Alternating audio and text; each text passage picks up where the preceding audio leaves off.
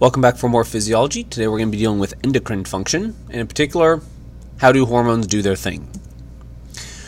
So we've already dealt with how some cells talk to each other before, just never in a formalized manner.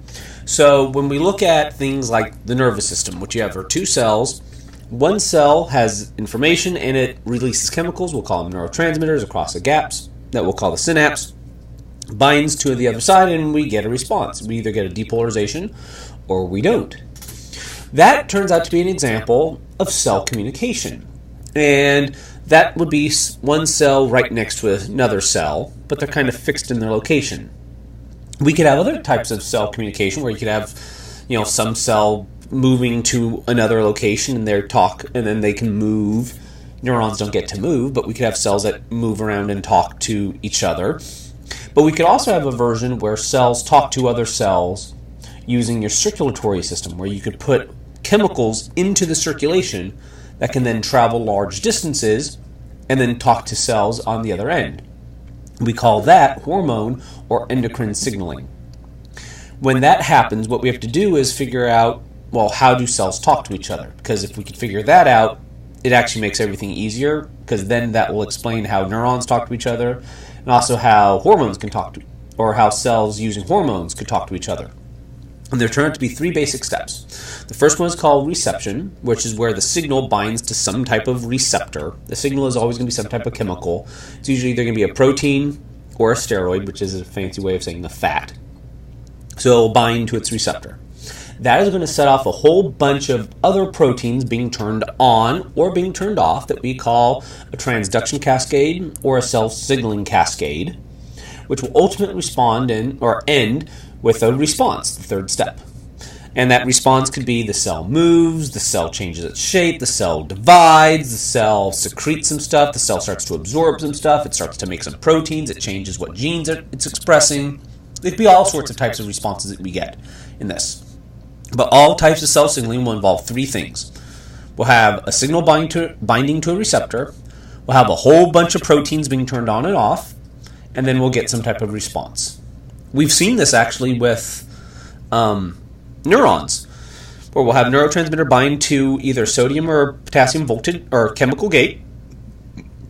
We get a whole bunch of voltage gates that open and close for depolarization and repolarization that happens all the way along the length of the neuron, and then ultimately we secrete neurotransmitters. So we've actually seen all three of these steps with neurons. So if I look at hormones, they're just chemicals that we hide inside of the body that can talk to other parts, meaning I could have a hormone secreted by the pituitary gland, which is way up here, and it can actually tell the gonads what to do, which are obviously not way up there, they're way down there. So we can actually use hormones to talk to different parts of the body, but because we're using the circulation, these effects are slower and they last longer. It's not just a neuron firing off chemical or synapses, firing off action potentials. The way that we turn out to control hormones is one of two ways. We either use what we would call negative feedback loops, where you would have a hormone that would stop its own release, or what we do is we use things that we call releasing hormones. And releasing hormones are another way that we can inhibit.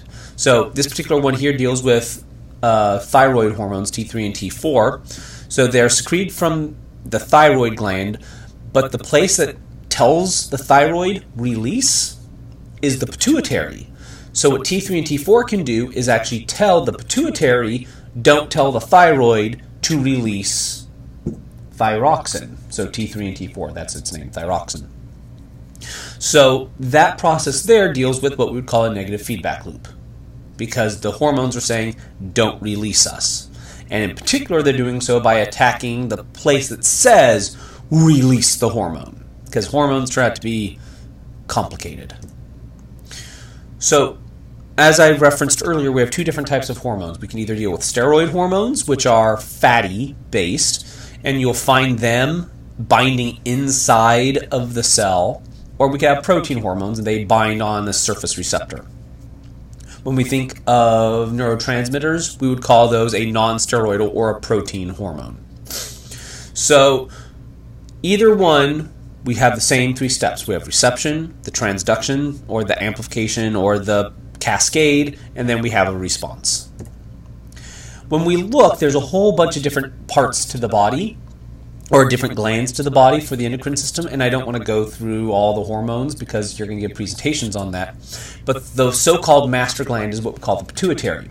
The pituitary is actually composed of 2 different lobes. We have what we call the anterior lobe, or the adenohypophysis, which just means hypothesis, not hypothesis. Hypophysis, which means it's the gland part of the pituitary. Hypophysis is the pituitary. And it actually starts from the top of your mouth. The posterior pituitary, or the neurohypophysis, is actually an extension of the diencephalon. In particular, it's an extension of the hypothalamus. The hypothalamus turns out to be the thing that controls the pituitary. We like to say that the pituitary is the master gland, but in reality it's the diencephalon, the hypothalamus, that tells the pituitary what to do. So your brain controls all of this. What we actually have when your brain wants to control the posterior pituitary is it's just an extension of it, so you just use neurotransmitters. So posterior pituitary hormones are actually neurotransmitters. Anterior pituitary hormones are secreted because the hypothalamus is secreting chemicals into what we call a portal system. So what you actually have are a whole bunch of capillaries in the hypothalamus that are there. They run through a vein, and then they reach a whole bunch of capillaries that turn out to be at the anterior pituitary, and they tell the anterior pituitary release hormones. The thyroid gland is found right here on your neck, and it can change in size depending on things going wrong with you. And if you were to take it and flip it around on the backside, there are 4 little attachments that we call parathyroid hormones. They turn out to be doing totally separate things. We can look at your pancreas. Your pancreas actually does a whole bunch of things. It deals with digestion, but it also deals with hormones. And what we'll notice if we stain your pancreas, which is found underneath your stomach, is you'll find these little purple islands that you can kind of see, and those islands are called islets. It's written as islet, which is this one right here. But it's pronounced islet, meaning a little island. The person who identified them was named Langerhans, therefore we call them the islets of Langerhans. The adrenal gland is kind of like the pituitary in that it's 2 glands for the price of 1. The outside, which we call a cortex, turns out to be a gland, so just a normal gland. The inside, the medulla, turns out to be reactive to nervous stimulation, in particular autonomic nervous stimulation, or more specifically, the sympathetic division of the autonomic nervous system. There are other glands we could talk about. There's a list of them. Needless to say, we're not going to do that because we could have a massive list and this can go on forever and ever and ever, and we don't need to do that. But in class, we'll go through some examples and you'll get a better idea as to how hormones do their thing.